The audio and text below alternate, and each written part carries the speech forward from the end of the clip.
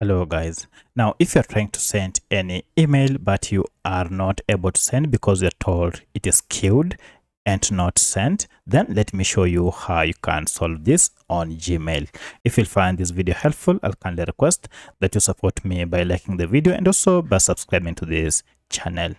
All right, so for my case, I was able to send this after having issues with the queued email. And let me just show you how I solved this. So if the email you are trying to send is queued, then you should be able to find it under Outbox here. If you go to Outbox, you should be able to see it here. For my case, it's not here because I've managed to send the email. This is how I did it. First, just go to this ellipsis and tap on it. And then from this, scroll down to settings. And then choose your email, that is the email you are using to send. So I'll choose mine here, and then under it scroll down until you see this option called data usage, and under it we have sync email. Go ahead and unselect this, tap on OK, and then start your smartphone. And once you have restarted your smartphone, come again and check this box on.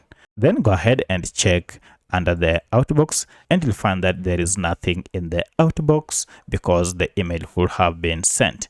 However, if your attachment or your email is still in the outbox, then this might take some few seconds or a minute before your email is finally sent.